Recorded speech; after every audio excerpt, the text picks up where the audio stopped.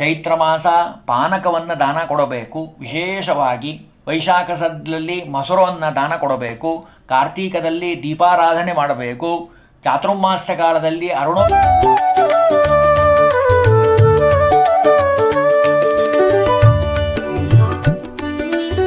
ಶ್ರೀ ಗುರುಭ್ಯೋ ನಮಃ. ಹರಿ ಓಂ. ಒಬ್ಬರು ಪ್ರಶ್ನೆಯನ್ನು ಮಾಡಿದ್ದಾರೆ, ನಿಮ್ಮ ಪ್ರಶ್ನೆ ನಮ್ಮ ಉತ್ತರ ಅನ್ನೋ ವಿಭಾಗದಲ್ಲಿ ಇವತ್ತು ನಾವು ಆರಿಸ್ಕೊಂಡಿರುವಂತಹ ಪ್ರಶ್ನೆ ಏನು ಅಂದರೆ, ವ್ರತಗಳು ಅಂತ ಮಾಡ್ತಾರಲ್ಲ, ಈ ವ್ರತಗಳ ಬಗ್ಗೆ ಇರುವಂತಹ ಸಾಮಾನ್ಯವಾದ ನಿಯಮಗಳೇನು ಅಥವಾ ವಿಷಯಗಳೇನು? ಯಾವುದೇ ವ್ರತ ಆಗಿರಬಹುದು, ಆ ವ್ರತವನ್ನು ಮಾಡಬೇಕಾದ್ರೆ ಇರೋಂಥ ನಿಯಮಗಳೇನು, ಅದನ್ನು ವಿಸ್ತಾರವಾಗಿ ಹೇಳಿ ಅಂತ ಪ್ರಶ್ನೆ ಕೇಳಿದ್ದಾರೆ. ಅದಕ್ಕೆ ಉತ್ತರವನ್ನು ನೋಡೋಣ. ಸರ್ವ ವ್ರತಗಳಲ್ಲಿ ಅವಶ್ಯಕವಾಗಿರುವಂಥ ಧರ್ಮ, ಎಲ್ಲರೂ ಮಾಡಲೇಬೇಕಾಗಿರುವಂಥ ಕರ್ತವ್ಯಗಳು, ಪುರುಷ ಆಗಿರ್ಬೋದು, ಸ್ತ್ರೀ ಆಗಿರ್ಬೋದು, ಯಾವುದೇ ವ್ರತ ಆಗಿರ್ಬೋದು, ಎಲ್ಲ ವ್ರತಗಳಲ್ಲಿ ಈ ನಿಯಮಗಳು ಕಡ್ಡಾಯ. ಏನೇನಿರಬೇಕು ಅಂತ ಕೇಳಿದರೆ ಅಗ್ನಿಪುರಾಣ ಹೇಳ್ತದೆ, ಕ್ಷಮಾ ಸತ್ಯಂ ದಯಾದಾನಂ ಶೌಚಮಿಂದ್ರಿಯ ನಿಗ್ರಹ ದೇವಪೂಜಾ ಅಗ್ನಿಹರಣಂ ಸಂತೋಷಾಸ್ತೇಯಮೇವ ಚ ಸರ್ವವ್ರತೇಶ್ವಯಂ ಧರ್ಮ ಸಾಮಾನ್ಯೋ ದಶದಾ ಸ್ಮೃತಃ. 10 ಲಕ್ಷಣಗಳಿರಬೇಕು. ಯಾವುದೇ ವ್ರತ ಮಾಡ್ತೀವಿ ಅಂತ ಹೊರಟ್ರೆ, ಪುರುಷರಾಗಿರ್ಬೋದು, ಸ್ತ್ರೀಯರಾಗಿರ್ಬೋದು, ಈ 10 ಲಕ್ಷಣಗಳು ಅವರಲ್ಲಿ ಇರಬೇಕು.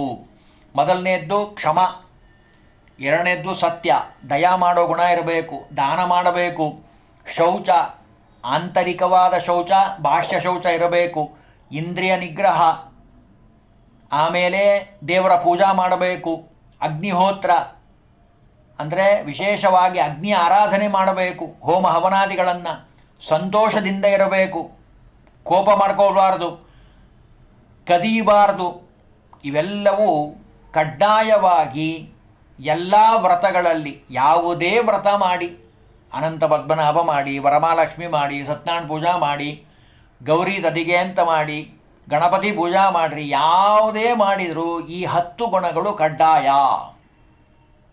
ಅಂದರೆ ಈ 10 ಗುಣಗಳಿದ್ದಾಗ ಮಾತ್ರ ನೀವು ವ್ರತ ಮಾಡಿದ್ದು ಫಲ ಸಿಗ್ತದೆ. ಎಷ್ಟೋ ಜನ ಹೇಳಿದ್ದುಂಟು ನಮ್ಮಲ್ಲಿ, ಬೇಕಾದಷ್ಟು ವ್ರತ ಮಾಡೀವಿ ಆದರೂ ನಮಗೆ ಫಲ ಸಿಕ್ಕಿಲ್ಲ. ಯಾಕೆ? ಈ ಗುಣಗಳು ಅವರಲ್ಲಿ ಇಲ್ಲ, ಯಾವುದೋ ಒಂದು ದೋಷ ಆಗಿದೆ, ಹಾಗಾಗಿ ಫಲ ಸಿಕ್ಕಿಲ್ಲ. ಎಚ್ಚರ. ಆಮೇಲೆ ವ್ರತವಾದ ಸಮಯದಲ್ಲಿ ಕೆಲವೊಂದು ವ್ರತಗಳಲ್ಲಿ, ಉದಾಹರಣೆಗೆ ಏಕಾದಶಿ ವ್ರತ ಇರ್ಬೋದು, ಅಂದರೆ ಉಪವಾಸದಿಂದ ಮಾಡುವಂಥ ವ್ರತಗಳು. ಕೃಷ್ಣ ಜನ್ಮಾಷ್ಟಮಿ ಇದೆ, ನಾಳೆ ಬರ್ತದೆ, ಅಲ್ಲಾಗಿರ್ಬೋದು. ಆ ಸಂದರ್ಭದಲ್ಲಿ ಎಲೆಯ ಅಡಿಕೆಯನ್ನು ಹಾಕ್ಕೊಳ್ಳೋದು, ತಾಂಬೂಲಸ್ಯಚ್ಚ ಭಕ್ಷಣಾತ್, ಆಮೇಲೆ ಹಗಲು ನಿದ್ರೆ ಮಾಡುವಂಥದ್ದು, ಆಮೇಲೆ ಮೈಥುನಾಥ ಅಂದರೆ ಸಂಘ ಮಾಡುವಂಥದ್ದು, ಹೆಂಡತಿಯ ಸಂಘ ಮಾಡುವಂಥದ್ದು, ಇವೆಲ್ಲ ನಿಷಿದ್ಧವಾದ ಕಾರ್ಯಗಳು ಮಾಡಬಾರ್ದು ಅಂತ ಹೇಳ್ತಾರೆ. ಇನ್ನು ವ್ರತ ಮುಗಿದ ಮೇಲೆ, ಯಾವುದೇ ವ್ರತ ಆಗಿರಬಹುದು, ಮುಗಿದ ಮೇಲೆ ಜಪೋ ಹೋಮಶ್ಚ ಸಾಮಾನ್ಯ ವ್ರತಾಂತೆ ದಾನಮೇವ ಚ. ಯಾವುದೇ ವ್ರತ ಮಾಡಿದ ಮೇಲೆ ವ್ರತದ ಫಲ ನಿಮಗೆ ಬರಬೇಕು ಅಂದರೆ ಜಪ ಮಾಡಬೇಕು, ಹೋಮ ಮಾಡಬೇಕು, ದಾನ ಮಾಡಬೇಕು, ಬ್ರಾಹ್ಮಣ ಭೋಜನ ಮಾಡಿಸಬೇಕು. ವಿಪ್ರಾಃ ಪ್ರಪೂಜ್ಯ ಗುರವೋ ಭೋಜ್ಯ ಶಕ್ತ್ಯಾತು ದಕ್ಷಿಣ. ಯೋಗ್ಯತಾನುಸಾರವಾಗಿ ಯಥಾಶಕ್ತಿ ಅಂದರೆ ಅರ್ಥ ಏನು? ಸ್ವಲ್ಪೇ ಶಕ್ತಿ ಅಂತಲ್ಲ ಅರ್ಥ, ಪೂರ್ಣ ನಿಮ್ಮ ಶಕ್ತಿಯನ್ನು ಬಳಸಿ ನೀವೇನು ಮಾಡಬೇಕು? ದಕ್ಷಿಣೆ ದಾನ ಕೊಡಬೇಕು, ಬ್ರಾಹ್ಮಣ ಭೋಜನ ಮಾಡಿಸಬೇಕು. ಅದರಲ್ಲೂ ಹೇಳ್ತಾರೆ, ಚತುರ್ವಿಂಶ ದ್ವಾದಶಾವ ಪಂಚವ ತ್ರಯ ಏಕಕಃ. ಅಂದರೆ 24 ಜನ, 12 ಅಥವಾ 5 ಅಥವಾ 3 ಅಥವಾ 1 ಬ್ರಾಹ್ಮಣರನ್ನು ಕರೆದು ಬ್ರಾಹ್ಮಣ ಭೋಜನ ಮಾಡಿಸಬೇಕು. ಜೊತೆಗೆ ಜಲಪಾತ್ರಂ ಚ ಅನ್ನಪಾತ್ರಂ ಮುದ್ರಿಕಾಶ್ಚತ್ರ ಮಾನಸಂ ಶಯ್ಯಾವಸ್ತ್ರಯುಗಂ ಕುಂಭಾಹ ಪರಿಭಾಷೆಯ ಮೀರಿತ. ಜಲಪಾತ್ರೆ, ಭೋಜನ ಪಾತ್ರೆ, ಮುದ್ರಿಕೆ, ಆಮೇಲೆ ಛತ್ರ, ಆಸನ, ಶಯ್ಯ ಎಲ್ಲ ಕನ್ನಡದಲ್ಲೇ ಇದೆ, ಮತ್ತೆ ನಾನು ವಿಸ್ತಾರ ಹೇಳಬೇಕಾಗಿಲ್ಲ. ಶಯ್ಯ ಅಂದರೆ ಹಾಸಿಗೆ, ಆಸನ ಅಂದರೆ ಕೂಡುವಂಥ ಪೀಠ, ವಸ್ತ್ರ ಉಟ್ಟುಕೊಳ್ಳೋದು ಹೊತ್ತುಕೊಳ್ಳುವಂಥ ವಸ್ತ್ರ, ಪೂರ್ಣ ಕುಂಭ, ತಂಬಿಗೆ, ಕಲಶ, ಗೋವನ್ನು, ಸುವರ್ಣವನ್ನು, ಚಪ್ಪಲಿಯನ್ನು, ಪಾದುಕೆ, ಸತ್ಪಾತ್ರರಿಗೆ ದಾನ ಮಾಡಬೇಕು. ಯಾವುದೇ ವ್ರತ ಆಗಿರಬಹುದು, ವ್ರತದ ಫಲ ಬರಬೇಕು ಅಂದರೆ ಇಷ್ಟೆಲ್ಲ ಕೆಲಸವನ್ನು ಮಾಡಬೇಕು. ಅದರಲ್ಲೂ ಸ್ತ್ರೀಯರಾಗಿದ್ದರೆ ಗಂಡನ ಅನುಜ್ಞೆಯನ್ನು ಪಡೆದು ಭರ್ತಾರಂ ತತಕ್ಷಯಂ ಭವೇತ್, ಅಪೃಷ್ಟ ಕೇಳದೆ, ಗಂಡನನ್ನು ಕೇಳದೆ ಯತ್ಕೃತಂ ಪುಣ್ಯಂ, ಸದಾಚಾರಿಯಾದಂಥ ಗಂಡನನ್ನು ಕೇಳಿ ನೀವು ವ್ರತವನ್ನು ಮಾಡಬೇಕು. ಅದರಿಂದ ಭಗವಂತನ ಅನುಗ್ರಹ ಪ್ರಾಪ್ತಿ. ಇನ್ನು ಮಾಸಗಳಲ್ಲೇ ತಾರತಮ್ಯ ಇದೆ. ಮಾಸಗಳಲ್ಲೂ ತಾರತಮ್ಯ ಇದೆ. 12 ಮಾಸ ಇದ್ದಾವೆ. ಆ 12 ಮಾಸಗಳಲ್ಲಿ ದಧ್ನೋ ಅಧಿಕಂ ಕೃತಂ ಯದ್ದೂರ್ಜೆ ಮಾಸಾಧಿಕಸ್ತತ. ಮೊಸರಿದೆ, ಮೊಸರಿಗಿಂತ ತುಪ್ಪ ಶ್ರೇಷ್ಠ. ಯಾಕೆ? ಮಜ್ಜಿಗೆ ಮಾಡಿ ಕಡದು ಆಮೇಲೆ ಬಂದಿರುವಂಥದ್ದು ತುಪ್ಪ, ಹಾಗಾಗಿ ಅದು ಶ್ರೇಷ್ಠ. ಹಾಗೆ ಕಾರ್ತೀಕಾಧಿಕೋ ಮಾಘೋ, ಕಾರ್ತೀಕ ಮಾಸ ಸರ್ವಶ್ರೇಷ್ಠವಾದ ಮಾಸ. ಅದಕ್ಕಿಂತಲೂ ಮಾಘ ಮಾಸ ಉತ್ತಮ. ಮಾಘಕ್ಕಿಂತ ವೈಶಾಖ ಉತ್ತಮ, ಮಾಘಾದ್ ವೈಶಾಖ ಉತ್ತಮ. ಮಾಘ ಮಾಸಕ್ಕಿಂತಲೂ ವೈಶಾಖ ಮಾಸ ಉತ್ತಮ. ಹಾಗಾಗಿ ಮಾಘಕ್ಕಿಂತಲೂ ವೈಶಾಖ ಉತ್ತಮ. ಈ ಮಾಸದಲ್ಲಿ ಮಾಡುವಂತಹ ಒಂದು ಕರ್ಮ ಇದೆಯಲ್ಲ, ಅದು ಹೆಂಗೆ ಫಲ ಕೊಡ್ತದೆ ಅಂದರೆ ಸ್ಕಂದ ಪುರಾಣ ಹೇಳ್ತದೆ, ತಸ್ಮಿನ್ ಮಾಸೇ ಕೃತೋ ಧರ್ಮೋ ವರ್ಧತೆ ವಟಬೀಜವತ್. ವಟಬೀಜದಂತೆ ಎಷ್ಟು ದೊಡ್ಡದಾಗಿ ಮರ ಬೆಳೀತದೋ ಹಾಗೆ ಅದು ಫಲ ಕೊಡ್ತದಪ್ಪ, ಅವಶ್ಯವಾಗಿ ಮಾಡಬೇಕು. ಅಂದರೆ ಮಾಸಗಳಲ್ಲಿ ಯಾವ ಮಾಸ ಶ್ರೇಷ್ಠ? ಎಲ್ಲ ಮಾಸವೂ ಶ್ರೇಷ್ಠ. ಅದರಲ್ಲಿ ಹೀಗೆ ವಿಸ್ತರಣೆಯನ್ನು ಮಾಡಿದರು. ಇನ್ನು ಪ್ರಾತಃ ಕಾಲ ಸ್ನಾನಕ್ಕೆ ಮಹತ್ವ ಕೊಟ್ಟಿದ್ದಾರೆ. ಪ್ರತಿನಿತ್ಯ ಸ್ನಾನ ಮಾಡಬೇಕು. ಯಾವುದೇ ವ್ರತ ಮಾಡಬೇಕಾದರೂ ಸ್ನಾನ ಅನ್ನೋದು ಕಡ್ಡಾಯ. ಅದರಲ್ಲೂ ನಿತ್ಯದಲ್ಲಿ ಸ್ನಾನ ಮಾಡಬೇಕು. ಅದರಲ್ಲೂ ವಿಶೇಷವಾಗಿ ತುಲಾ ಸಂಕ್ರಾಂತಿ, ಮಕರ ಸಂಕ್ರಾಂತಿ ಮತ್ತು ಮೇಷ ಸಂಕ್ರಾಂತಿ, ಈ 3 ಕಾಲದಲ್ಲಿ ಪ್ರಾತಃ ಕಾಲ ಸ್ನಾನ ಕಡ್ಡಾಯ, ತಪ್ಪದೇ ಮಾಡಬೇಕು. ಕಡ್ಡಾಯವಾಗಿ ಸ್ನಾನ ಮಾಡಬೇಕು. ಅದರಲ್ಲೂ ಕಾರ್ತಿಕಂ ಸರ್ವ ಮಾಸೇಭ್ಯ ಸಹಸ್ರ ಫಲದಂ ವಿದುಹು, ಸ್ಕಂದ ಪುರಾಣ ಹೇಳ್ತದೆ. ಕಾರ್ತೀಕ ಮಾಸದಲ್ಲಿ ಮಾಡುವಂಥ ಸ್ನಾನ 1000 ಪಟ್ಟು ಶ್ರೇಷ್ಠವಾದದ್ದು. ಅದಕ್ಕಿಂತ ಮಾಘ ಮಾಸ 1,00,000 ಪಟ್ಟು. ಅದಕ್ಕಿಂತ ಉತ್ತಮ ಮಾಸವೇ ಇನ್ನೊಂದಿಲ್ಲ ಅಂದರು. ಅಷ್ಟು ಮಾಘ ಮಾಸಕ್ಕೆ ಶ್ರೇಷ್ಠತೆಯನ್ನು ಕೊಟ್ಟಿದ್ದಾರೆ. ಹಾಗಾಗಿ ನ ಮಾಘ ಸ್ನಾನಾತ್ ಪರಮೋಸ್ತಿ ಧರ್ಮೋ, ನ ಮಾಘ ಸ್ನಾನಾತ್ ಪರಾಗತಿ. ಅಷ್ಟು ಶ್ರೇಷ್ಠವಾದದ್ದು ಮಾಘ ಸ್ನಾನ. ತಪ್ಪದೆ ಸ್ನಾನವನ್ನು ಮಾಡಬೇಕು. ಇಷ್ಟು ವಿವರಣೆಯನ್ನು ಕೊಟ್ಟಿದ್ದಾರೆ.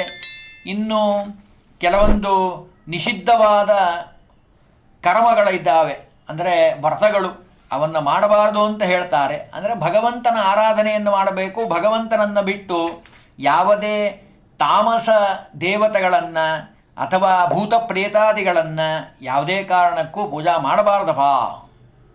ಯಾಕೆಂದರೆ ಸ್ವಮಾತರಂ ಪರಿತ್ಯಜ್ಯ ಶ್ವಪಾಕೀಂ ವಂದತೆ ಯಥ. ತಾಯಿಯನ್ನು ಬಿಟ್ಟು ಬೇರೆಯವರಿಗೆ ನಮಸ್ಕಾರ ಮಾಡಿದರೆ ಶ್ವಪಾಕಿಯನ್ನು, ಹಾಗೆ ಅದು ಧರ್ಮವನ್ನು ಬಿಟ್ಟು ಭಗವಂತನನ್ನು ಬಿಟ್ಟು ಭೂತ ಪ್ರೇತ ಪಿಶಾಚಾದಿ ಕುಷ್ಮಾಂಡ ಭೈರವಾದಯ ಅಂಥವ್ರನ್ನೆಲ್ಲ ಪೂಜಾ ಮಾಡಬಾರ್ದಪ್ಪ ಅಂತ ಹೇಳ್ತಾರೆ. ಅಂದರೆ ವ್ರತ ಮಾಡಬೇಕಾದ್ರೆ ಸಾತ್ವಿಕವಾದ ದೃಷ್ಟಿಯಿಂದ ಸಾತ್ವಿಕ ವಿಧಿಯಲ್ಲಿ ಪೂಜೆಯನ್ನು ಮಾಡೋವಂಥದ್ದು ಬಹಳ ವಿಶೇಷ. ಅದರಲ್ಲೂ ಚೈತ್ರ ಮಾಸ ಪಾನಕವನ್ನು ದಾನ ಕೊಡಬೇಕು. ವಿಶೇಷವಾಗಿ ವೈಶಾಖ ಸದ್ದಲ್ಲಿ ಮೊಸರನ್ನು ದಾನ ಕೊಡಬೇಕು. ಕಾರ್ತೀಕದಲ್ಲಿ ದೀಪಾರಾಧನೆ ಮಾಡಬೇಕು. ಚಾತುರ್ಮಾಸ್ಯ ಕಾಲದಲ್ಲಿ ಅರುಣೋದಯ ಪೂಜಾ 4 ತಿಂಗಳು ಮಾಡಬೇಕು. ಧನುರ್ಮಾಸದಲ್ಲಿ ಹುಗ್ಗಿಯನ್ನು ನೈವೇದ್ಯ ಮಾಡಬೇಕು. ಇವಿಷ್ಟು ಅವರು ಕೇಳಿರುವಂತಹ ಒಂದು ಪ್ರಶ್ನೆಗೆ ಉತ್ತರ. ಯಾವುದೇ ವ್ರತ ಮಾಡಬೇಕಾದರೂ ಈ ಇಷ್ಟು ನಿಯಮಗಳನ್ನು ಗಮನದಲ್ಲಿಟ್ಟುಕೊಂಡು ಮಾಡೋದ್ರಿಂದ ನಮಗೆ ಫಲ ಸಿಗ್ತದೆ. ಮನಃಪ್ರಸಾದ ಸತ್ಯೋಕ್ತೋ ತಪಸಾ ಸ್ನಾನಕರ್ಮಣ ಆಚಮ್ಯಾತ್ಮನ ಕ್ಷುದ್ಧಿಂ ಕೃತ್ವಾ ಕರ್ಮ ಸಮಾಚರೇತ್. ಯಾವುದೇ ಕರ್ಮ ಮಾಡಬೇಕಾದರೂ ಸ್ನಾನ ಮಾಡುವಂಥದ್ದು, ಕರ್ಮ ಮಾಡುವಂಥದ್ದು ಬಹಳ ಮುಖ್ಯ. ಕುತ್ಸಿತೆ ವಾಮಹಸ್ತಸ್ಯ ದಕ್ಷಿಣಸ್ಯ ಕುಸ್ತಿದೆ ಯಜ್ಞೋಪವೀತ ಕಾರ್ಯ. ಅಂದರೆ ವಿಪ್ರನಾಗಿರುವಂಥವನು ಆ ಜನಿವಾರದ ಮಹತ್ವವನ್ನು ತಿಳಿಸ್ತಾ ಇದ್ದಾರೆ, ಕರ್ಮಾಂಗವಾಗಿರುವಂಥದ್ದು. ಇನ್ನೂ ಒಂದು ಮಾತು ಹೇಳ್ತಾರೆ, ಕಾಲೇ ಕಾಲೇ ಪ್ರಬೋಧಶ್ಚ ಯಥಾಶಕ್ತಿ ವಿಮರ್ಶನಂ ಮನಸ್ವಾಸ್ಥ್ಯಂ ಶುಚಿತ್ವಂಚ ಪ್ರಧಾನಾಂಗಂ ವಿದಂವ್ರತಂ ಮತಂ ಅಂತ ಹೇಳ್ತಾರೆ. ವಾಯುಪುರಾಣದಲ್ಲಿ ಬಂದಿರುವಂಥದ್ದು. ನೀವು ಯಾವುದೇ ಕಾಲದಲ್ಲಿ ಯಾವುದೇ ವ್ರತ ಮಾಡಿರಿ, ಅದರಲ್ಲಿ ಮೊದಲನೇದಾಗಿ ಮನಸ್ವಾಸ್ಥ್ಯಂ, ಮನಸ್ಸನ್ನು ಶುದ್ಧವಾಗಿಟ್ಕೊಳ್ಳಬೇಕು, ಶುಚಿತ್ವದಿಂದ ಇರಬೇಕು, ದೇಹ ಶುದ್ಧವಾಗಿರಬೇಕು, ವಸ್ತ್ರ ಬಟ್ಟೆ ಶುದ್ಧವಾಗಿರಬೇಕು. ಆಮೇಲೆ ಭಕ್ತಿಯಿಂದ ಪೂಜಾ ಮಾಡಬೇಕು, ಆಡಂಬರ ಬೇಕಾಗಿಲ್ಲ. ವಿಷ್ಣೋರರ್ಪಣಮೇವೈಕ್ಯ ಆಸ್ತಿಕ್ಯಂತೂ ದ್ವಿತೀಯಕಂ, ಭಗವಂತನಿಗೆ ಸಮರ್ಪಣೆ ಮಾಡಬೇಕು. ಎರಡನೇದ್ದು ಆಸ್ತಿಕ ಬುದ್ಧಿ ಇರಬೇಕು. ಮೂರನೇದ್ದು ನಿಷ್ಕಾಮತ್ವಂ ಹರಿಪ್ರೀತಿ ಕಾಮನ ಲೋಚನದ್ವಯಂ. ಎರಡು ಹೇಳ್ತಾರೆ ನೋಡಿ, ಎರಡು ಕಣ್ಣಂತೆ. ವ್ರತ ನಿಮಗೆ ಪೂರ್ಣವಾಗಿ ಫಲ ಬರಬೇಕು ಅಂದರೆ ಎರಡು ಕಣ್ಣಂತೆ. ಯಾವ್ಯಾವುದು ಅಂತ ಕೇಳಿದರೆ, ಒಂದು ಆಸ್ತಿಕ್ಯ ಬುದ್ಧಿ, ವಿಷ್ಣುವಿಗೆ ಅರ್ಪಣೆ ಮಾಡ್ತೀನಿ, ಅವನೇ ಭಗವಂತ, ಅವನಿಂದನೇ ಎಲ್ಲ ಅನ್ನುವಂಥದ್ದು ಒಂದು ಕಣ್ಣು. ಎರಡನೇದ್ದು ನಿಷ್ಕಾಮತ್ವಂ, ಯಾವ ಅಪೇಕ್ಷೆಯನ್ನೂ ಪಡದೆ ದೇವರೆಲ್ಲ ಕೊಡ್ತಾನ್ರಿ, ದೇವರಿಗೆಲ್ಲ ಗೊತ್ತಿದೆ ಅನ್ನುವಂಥ ಬುದ್ಧಿಯಿಂದ ಹರಿಪ್ರೀತಿ ಕಾಮನ ಲೋಚನದ್ವಯಂ, ಅವೆರಡು ಕಣ್ಣಿದ್ದ ಹಾಗೆ. ಹಾಗಾಗಿ ವ್ರತವನ್ನು ಮಾಡಬೇಕಾದ್ರೆ ಇವೆಲ್ಲ ಗಮನ ಇಟ್ಕೊಳ್ಬೇಕು. ಆಮೇಲೆ ಏವಂ ಕರ್ಮ ವಿಜಾನೀಯಾತ್ ಪಶ್ಚಾತ್ ಕರ್ಮ ಸಮಾಚರೇತ್ ಕರ್ಮಣಾನು ಅನೇನ ಸುಜ್ಞಾನಂ ಜಾಯತೆ ಮೋಕ್ಷ ಸಾಧನಂ. ಅಂದರೆ ಯಾವುದೇ ಕರ್ಮ ಮಾಡಬೇಕಾದ್ರೆ ತಾತ್ಪರ್ಯ ತಿಳಿದು ಭಜಿಸುವುದೇ, ಫಲವಿದು ಬಾಳುವುದಕ್ಕೆ, ಜಗನ್ನಾಥದಾಸರ ಮಾತು.